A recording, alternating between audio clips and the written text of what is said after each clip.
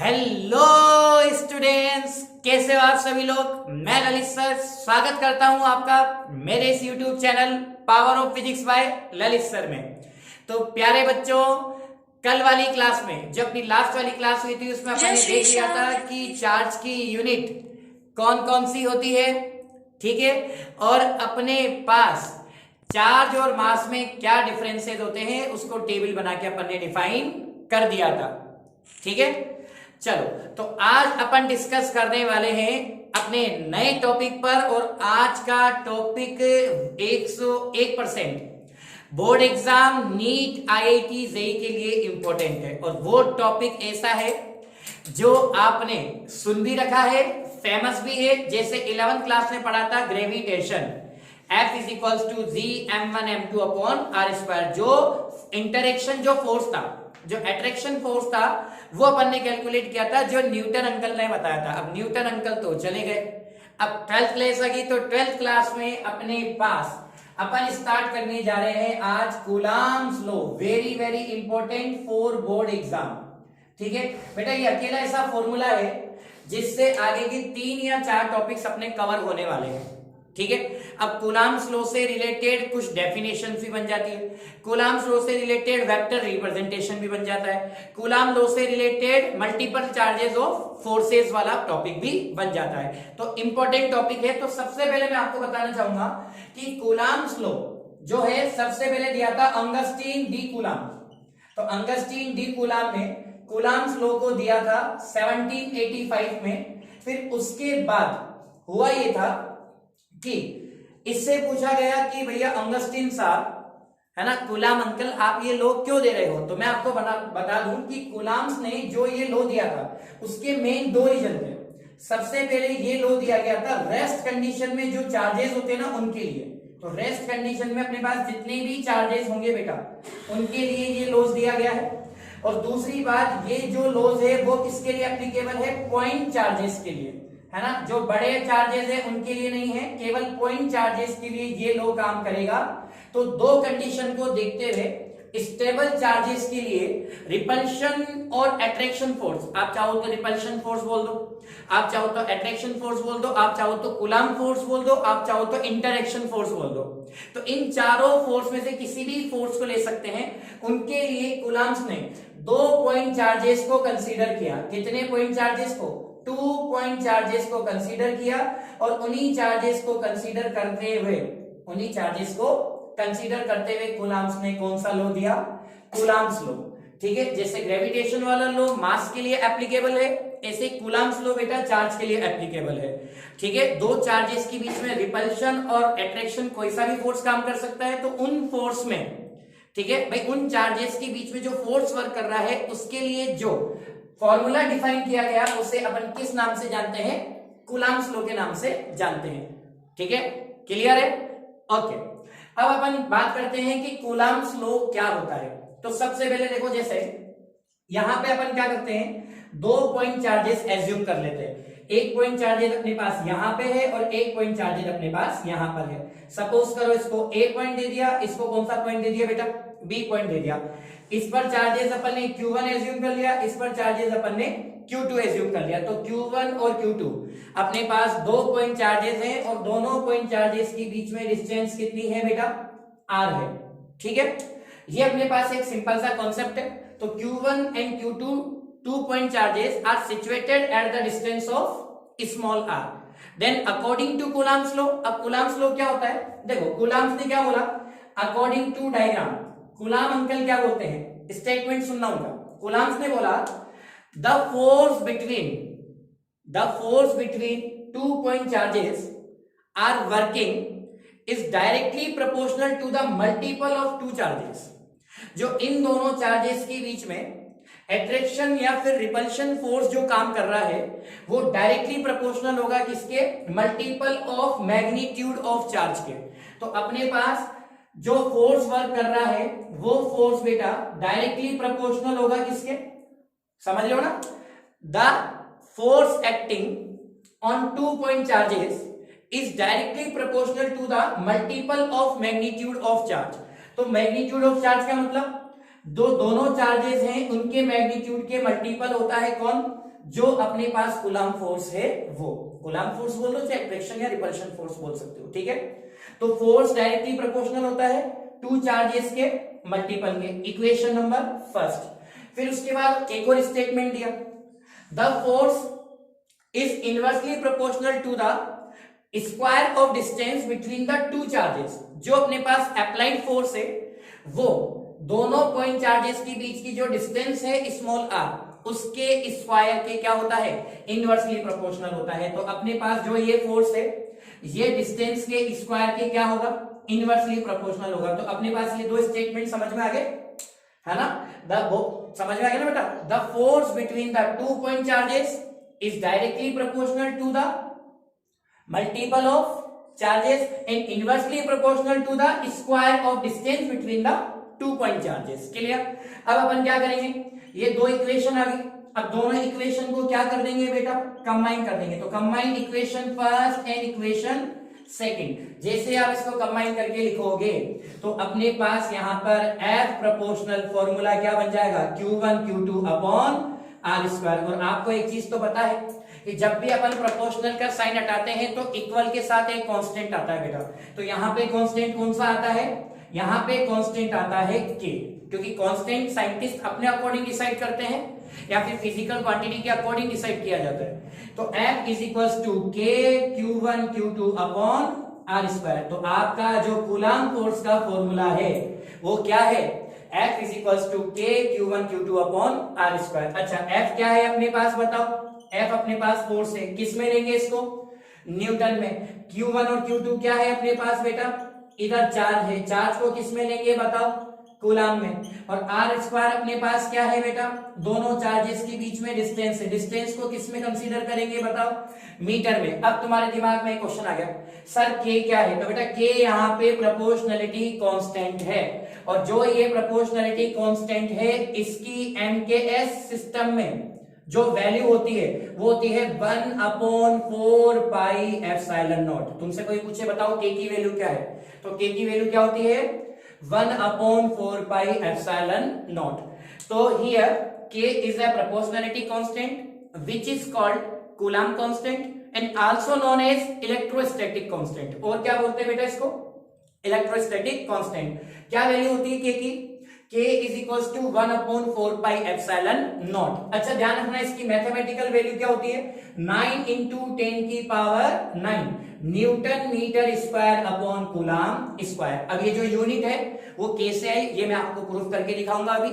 तो K की mathematically value आपको याद रखनी है 9 into 10 की पावर 9 न्यूटन मीटर स्क्वायर पर कूलम्ब स्क्वायर। और जो सिंपली मैथमेटिकली वैल्यू है वो तो 9 into 10 की पावर 9 है, लेकिन इसको एक्सप्रेस करने का तरीका क्या होता है, K का 1/4 पाई एप्सिलॉन नॉट। बेटा ध्यान रखना इसका मतलब क्या होता है, इसका मतलब होता है एप्सिलॉन नॉट। अब तुम बोलोगे सर ये क्या कलेश है, तो देखो बेटा एप्सिलॉन नॉट जो है इसको बोलते हैं परमिटिविटी ऑफ वैक्यूम।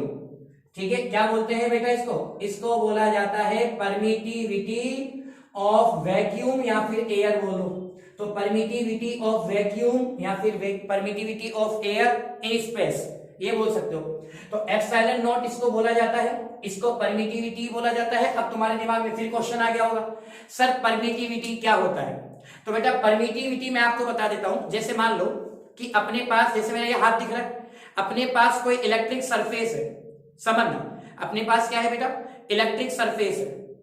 क्लियर है, मतलब ये सरफेस है जिसको मैंने इलेक्ट्रिक फील्ड में रख दिया, इससे जितनी इलेक्ट्रिक फील्ड लाइंस पास होगी उसके पास होने की जो स्ट्रेंथ है, ठीक है, कैपेसिटी बोल सकते हो या उसकी जो स्ट्रेंथ है उसको बोलते हैं अपन क्या, परमिटिविटी। क्लियर, यानी कि strength of electric field, this is called permittivity.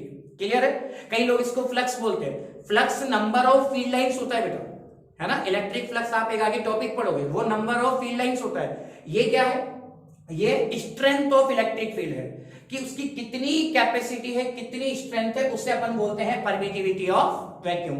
ये चीज क्लियर है। अच्छा एप्सिलॉन नॉट अपने पास एक कांस्टेंट होता है, और बेटा ये भी एक तरह का कांस्टेंट है, इसकी वैल्यू भी फिक्स होती है। इसकी वैल्यू मैं यहाँ पे शो कर देता हूं, एप्सिलॉन नॉट की वैल्यू होती है 8.85 into 10 की पावर -12, लेकिन ये वैल्यू केवल वैक्यूम के लिए काम करेगी। है ना, सबके लिए वैल्यूज अलग अलग होती है। तो अपने पास जो कांस्टेंट है 8.85 इंटू 10 की पावर माइनस 12 और इसकी जो यूनिट होती है वो k के अपोजिट होती है। अब वो कैसे होती है वो भी अपन अभी प्रूफ करेंगे। तो k की यूनिट क्या होती है, newton metre square upon coulomb square. इसकी यूनिट उल्टा कर लो, क्या हो जाएगी, coulomb square upon newton metre square. चीजें क्लियर है। तो ये तो अपना कूलम्स लॉ का फॉर्मूला आ गया, ठीक है। अच्छा ध्यान रखना k जो अपने पास है कांस्टेंट, इसकी जो ये जो किस पे डिपेंड करता है, जो अपने पास k है ना वो दो चीजों पे डिपेंड करता है। एक तो डिपेंड करता है यूनिट सिस्टम पे। तुमसे कोई पूछ ले कि बताओ k का मतलब क्या होता है, 1/4 पाई एप्सिलॉन नॉट, जिसकी वैल्यू फिक्स होती है 9 इंटू 10 की power 9 newton metre square upon coulomb square. लेकिन फिर तुमसे पूछ ले कि k की वैल्यू किस किस पे डिपेंड करती है, तो ध्यान रखना बेटा k की वैल्यू एक तो यूनिट सिस्टम पे डिपेंड करती है और एक k की वैल्यू डिपेंड करती है मीडियम में। क्या मीडियम कौन सा ले लो, जैसे मैंने बोला ना, जैसे आप वाटर हो सकता है, वैक्यूम हो सकता है, मेटल हो सकता है, ठीक है, कोई कांच की स्लैब हो सकती है, ग्लास स्लैब, कोई सा भी मीडियम हो सकता है। तो मीडियम पे और यूनिट सिस्टम पे k की वैल्यू अपनी डिपेंड करती है, ठीक है। फिर एक और क्वेश्चन बनता है छोटा सा बोर्ड एग्जाम में कि k की और एप्सिलॉन नॉट की डायमेंशन क्या होगी। तो बेटा देखो डायमेंशंस जो अपन निकालेंगे, ठीक है, वो फॉर्मूले से निकालेंगे। अब डायमेंशन कैसे निकालते हैं उस पर अपन डिस्कस करते हैं, और जब मैं डायमेंशन निकालूंगा तो मैं हैंड टू हैंड यूनिट का भी डिस्कस कर लूंगा। तो चले आगे, चलो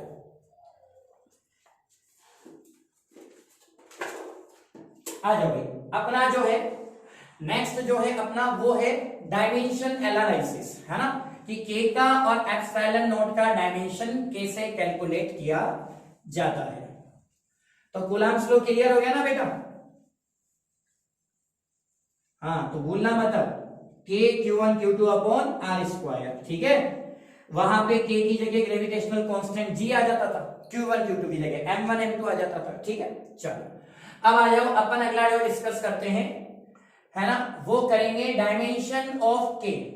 देखो एक एक की डायमेंशन निकालते हैं, तो डायमेंशन ऑफ k, लेकिन बेटा डायमेंशन हमेशा फॉर्मूले से निकाली जाती है। भाई डायमेंशन को कैलकुलेट करने का तरीका क्या है, उसका फॉर्मूला। अब फॉर्मूला क्या है वो तुम्हें पता होना चाहिए। देखो फोर्स का फॉर्मूला क्या होता है, तो वी नो दैट, हमको एक चीज क्लियर है कि फोर्स का फॉर्मूला क्या होता है, F is equals to k q1 q2 upon r square. और k की वैल्यू क्या होती है बताओ, k की वैल्यू तो चलो हमें पता है, इसको 1/4 pi epsilon not q1 q2 upon r square भी लिख सकते हैं। तो सबसे पहले तो अपन इसकी डायमेंशन निकालेंगे, तो फॉर्मूला बनाना पड़ेगा। तो k का फॉर्मूला कैसे बनाएंगे, इसको क्रॉस मल्टीप्लाई करके। तो बताओ कैसे बनेगा, यहां से इस इक्वेशन से अगर आप k की वैल्यू निकालोगे तो क्या बनेगा बेटा, F R square upon q1 q2, ये अपने पास किसका फॉर्मूला बनेगा, k का। अब हम इस पे सारी डायमेंशंस को पुट कर देते हैं, तो इधर देखो k की डायमेंशन निकालेंगे तो सबसे पहले फोर्स की डायमेंशन क्या होती है, m1 l1 t माइनस 2, ये अपने पास फोर्स की डायमेंशन हो गई, ठीक है। r स्क्वायर का मतलब डिस्टेंस, तो डिस्टेंस को अपन l1 ही मानते हैं, तो इसका स्क्वायर करेंगे तो कितना हो जाएगा l2। नीचे है चार्ज, चार्ज की डायमेंशन क्या होती है बेटा a1 t1, ठीक है, और 2 टाइम्स आ रहा है तो 2 बार लिख दो, ये लो a1 t1। तो अपने पास डायमेंशन क्या हो जाएगी, m1 l1 और l2 कितना हो गया बेटा l3। इधर कितना हो गया, अब सुनो नीचे कितना है t1 और t1 t2, t2 ऊपर जाएगा तो t माइनस 2, और t माइनस 2 पहले से ये कितना हो जाएगा t माइनस 4। इधर a1 और a1 a2 ऊपर जाएगा तो कितना हो जाएगा a माइनस 2। तो अपने पास k की डायमेंशन कितनी आ गई बेटा, k की डायमेंशन आ गई m1 l3 t minus 4 a minus 2, ठीक है। अब सिमिलरली अपन क्या निकाल लेंगे, डायमेंशन ऑफ एप्सिलॉन नॉट, ये भी तो निकाल सकते हैं ना। तो डायमेंशन ऑफ एप्सिलॉन नॉट कैसे निकालोगे, मैंने तुमको एक चीज बोली थी कि जो यूनिट k की होती है वही सुनो उसका अपोजिट कर लो, वो यूनिट एप्सिलॉन नॉट की होती है। तो सोचो डायमेंशन भी अपोजिट होगी कि नहीं होगी, होगी ना। और रही बात यूनिट की, तो यूनिट तुमको अभी निकाल के बता देता हूं। देखो k की यूनिट यहां से निकालो, फोर्स की यूनिट क्या न्यूटन, r का मतलब डिस्टेंस की यूनिट क्या मीटर स्क्वायर अपॉन चार्ज की यूनिट कूलम, इधर भी कूलम, तो कूलम इंटू कूलम कितना हो जाएगा कूलम स्क्वायर, होगा कि नहीं होगा, होगा ना। और इसकी यूनिट अपोजिट कैसे होती है, देखो तुम अभी कुछ समझ जाओगे। एप्सिलॉन नॉट आपको पता है, अच्छे से देखना कि एप्सिलॉन नॉट अपने को पता है k की वैल्यू क्या होती है, बताओ k इज इक्वल्स टू क्या होता है 1/4 pi epsilon not. Epsilon not को इधर ले जाओ, के को इधर ट्रांसफर कर दो, तो एप्सिलॉन नॉट का फॉर्मूला क्या बन जाएगा 1/4 पाई के। और आपको पता है 1/4 पाई ये कैसे, ये मैथमेटिकल क्वांटिटी है और आपको पता है मैथमेटिकल क्वांटिटी की कोई डायमेंशन नहीं होती, तो ये अपने पास क्या बन गया बेटा, ये बन गया डायमेंशनलेस, बन गया कि नहीं बन गया। तो epsilon naught is equals to क्या हो गया 1/k। और आपको पता है 1/k का मतलब दोनों एक दूसरे के इनवर्स हुए कि नहीं हुए, इनवर्स का मतलब अपोजिट हुए ना, तो इसका मतलब जब यूनिट अपोजिट है तो डायमेंशन भी अपोजिट आनी है, तो अपोजिट अपने पास आ जाएगी। तो k की डायमेंशन क्या है, एक बार पुट करके देखते हैं, m1 l3 t-4 a-2, इसका अपोजिट करोगे तो क्या बन जाएगा m-1, ठीक है, l3 को ऊपर भेजोगे l-3, t-4 को ऊपर भेजोगे t4 और a-2 को ऊपर भेजोगे तो a2। That is the final dimension analysis of epsilon not. ये अपने पास एप्सिलॉन नॉट की डायमेंशन आ गई, ठीक है। चलो यहां तक कोई प्रॉब्लम नहीं है क्या बेटा, कोई प्रॉब्लम नहीं है ना। अब एक बार से अपने पास ये चीजें क्लियर हो गई, यूनिट भी अपन को क्लियर हो गई, और यूनिट आपको पता है k का रिवर्स है ना, तो इसकी यूनिट से अपन जस्ट रिवर्स करके इसकी यूनिट निकाल लेंगे। अब अपने पास आता है डेफिनेशन ऑफ 1 कूलम। तो 1 कूलम की डेफिनेशन कई बार एग्जाम में पूछ ली जाती है। एक स्टैंडर्ड डेफिनेशन थी जो आपने 11th क्लास में पढ़ी थी, 1 मीटर 1 सेकेंड 1 कूलम, याद करो। बस उसी डेफिनेशन को अपन पढ़ने वाले हैं 12th क्लास में। तो आइए इसका नेक्स्ट टॉपिक जो है वो है डेफिनेशन ऑफ 1 कूलम। ये कूलम्स लॉ ही चल रहा है बेटा, इसके अंदर की छोटी छोटी टर्म्स चल रही है, ठीक है।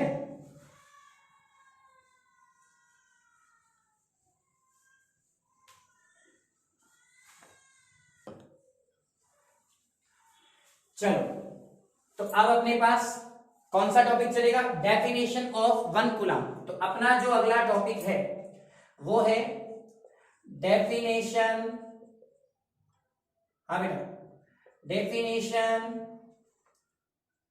ऑफ 1 कूलम, ठीक है बेटा।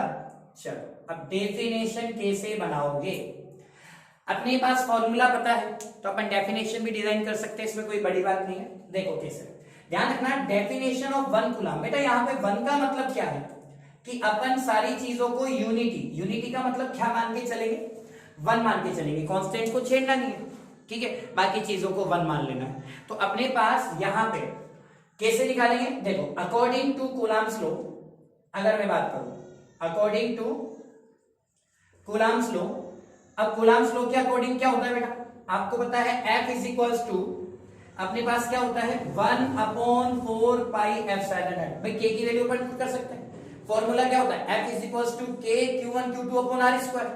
तो k की वैल्यू पुट करेंगे तो क्या आ जाएगा 1/4 पाई एप्सिलॉन नॉट।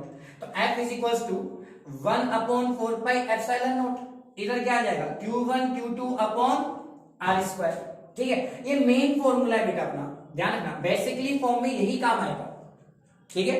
k तो एक उसका शॉर्ट सिंबल है, लेकिन कांस्टेंट अगर खोल के लिखो ना एग्जाम में तो ज्यादा अच्छी बात है। अब यहां पे अपन ले लेते हैं कंडीशन, कौन सी कंडीशन एज्यूम करेंगे, देखो कंडीशन लेंगे इफ, है ना, यहां पे मैं कंडीशन स्टेटमेंट ले रहा हूं बेटा, और कंडीशन क्या है, इफ दो चार्जेस है अपने पास Q1 और Q2 और इन दोनों चार्जेस को अपन सेम मान लेते हैं, ठीक है। सेम का मतलब इफ Q1 एंड Q2 दोनों को ही आपने क्या मान लिया बेटा 1 कूलम, ठीक है। अपने पास दो चार्जेस हैं, कितनी क्वांटिटी के हैं 1 कूलम क्वांटिटी के हैं, क्योंकि अपन 1 कूलम की डेफिनेशन दे रहे हैं तो सिंपल सी बात है यूनिटी लेना पड़ेगा। और दोनों के बीच में चार्जेस डिफाइन होगी तो इनके बीच की जो डिस्टेंस है वो भी अपन क्या मान लेते हैं r इज इक्वल्स टू भी अपन क्या मान लेते हैं 1 मीटर। तो चार्जेस अपने पास 1 कूलम है और डिस्टेंस अपने पास 1 मीटर है, तो एक बार वैल्यूज पुट करके देखते हैं तो क्या आ जाएगा F is equals to 1/4 pi epsilon naught, ठीक है। दोनों चार्जेस की जगह अपन क्या पुट करेंगे 1 कूलम अपॉन डिस्टेंस की जगह भी क्या पुट करेंगे 1 मीटर, तो 1 से 1 कैंसिल हो गया, यानी कि F इज इक्वल्स टू क्या बचा 1/4 पाई एप्सिलॉन नॉट, और 1/4 पाई एप्सिलॉन नॉट की वैल्यू क्या होती है 9 इंटू 10 की पावर 9, क्या होती है बेटा 9 इंटू 10 की पावर 9। अच्छा यूनिट क्या लगाएंगे, चार्ज की यूनिट 1 हो गई, डिस्टेंस अपन ने 1 मान ली, तो इसका मतलब केवल फोर्स की यूनिट यूज होगी, और फोर्स की यूनिट क्या होती है? न्यूटन। इसका मतलब क्या? डेफिनेशन कैसे बनेगी? डेफिनेशन इसे बनेगी, जब अपने पास, सुनना, जब अपने पास दो चार्जेस जो 1 कूलम के हैं, if 2 charges of 1 coulomb are situated at the distance of 1 metre, if 2 charges of 1 coulomb are situated at the distance of 1 meter, and in that condition the force will be work is equal to the 9 into 10 की power 9 Newton, ठीक है, that is 1 coulomb is defined. Clear? Definitions clear है? दोबारा एक बार मैं repeat कर देता हूं. if 2 charges of 1 coulomb are situated at the distance of 1 meter, and in that condition the force will be work in the form of 9 into 10 की power 9 Newton, then charge will be 1 coulomb. दो charges होनी चाहिए 1 coulomb के, अगर वो 1 metre की distance पे, ठीक है, कितने फोर्स को एक्सपीरियंस कर रहे हैं? अपने पास 9 into 10 की पावर 9 न्यूटन वाले फोर्स को क्या कर रहे हैं बेटा? एक्सपीरियंस कर रहे हैं. तो समझ गए ना? दो चार्जेस 1 मीटर की डिस्टेंस पे अगर इतना फोर्स एक्सपीरियंस कर रहे हैं, देन चार्ज विल बी क्या होगा? 1 कूलम. ये चार्ज अपने पास 1 कूलम होता है. चीजें क्लियर है? तो देखो, आज अपना कूलम स्लो हो गया, उसकी डेफिनेशंस हो गई 1 कूलम की, के की और एप्सिलॉन नॉट की यूनिट हो गई, उनकी डायमेंशन हो गई, और के किस पे डिपेंड करता है ये भी अपन ने बता दिया. ठीक है, अब अपन नेक्स्ट क्लास में जो टॉपिक डिस्कस करेंगे, है ना, टॉपिक बहुत अच्छा है. एक यहाँ पे बच्चों को डाउट आ रहा होगा कि सर एप्सिलॉन नॉट जो है वो परमिटिविटी है, पर बेटा ये परमिटिविटी एक छोटी सी चिंगारी नहीं है, ये अपने आप में एक टॉपिक है. तो अपना जो अगला टॉपिक होगा वो नेक्स्ट लेक्चर में पढ़ेंगे, क्योंकि मैंने कह रखा है कि अपन डेली का एक टॉपिक ही डिस्कस करने वाले हैं, फिर चाहे वो 15 मिनट का हो, चाहे 25 मिनट का हो, चाहे 30 मिनट का हो. ठीक है, नेक्स्ट टॉपिक होगा डाई इलेक्ट्रिक कांस्टेंट और रिलेटिव परमिटिविटी. डाइलेक्ट्रिक कांस्टेंट और रिलेटिव परमिटिविटी को अपन डिस्कस करेंगे. दोनों का मतलब एक ही होता है, चाहो तो उसको डाइलेक्ट्रिक कांस्टेंट बोल दो, चाहो तो उसको रिलेटिव परमिटिविटी बोल दो. ठीक है बेटा, तो बहुत है आज के लिए, चलते हैं, मिलेंगे नेक्स्ट लेक्चर में. और वीडियो को शेयर सब्सक्राइब करना ना भूलें. वीडियो को देखने के लिए और मेरे साथ जुड़े रहने के लिए बहुत बहुत धन्यवाद. जय हिंद, जय भारत.